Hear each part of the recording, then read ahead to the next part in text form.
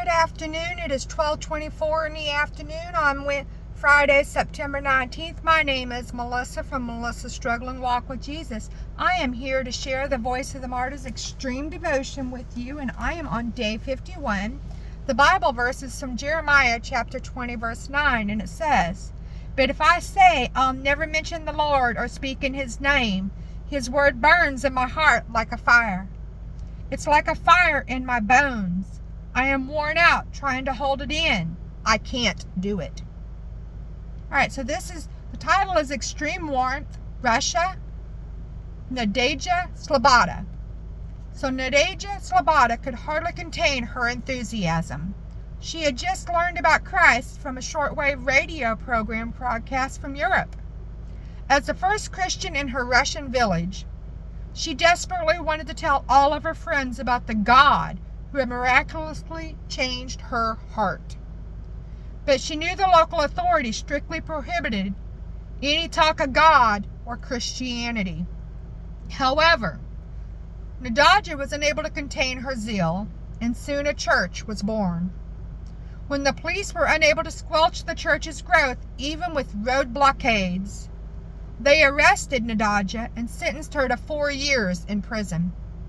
Her 5 children were taken by force to an atheistic boarding school, which tormented Nadejda.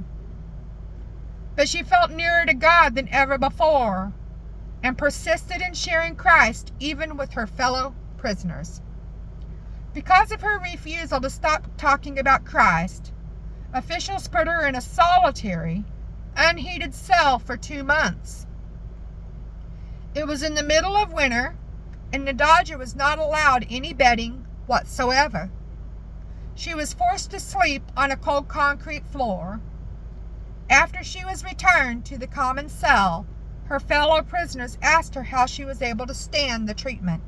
She replied, "I fell asleep on the cold concrete floor, trusting in God, and it became warm around me.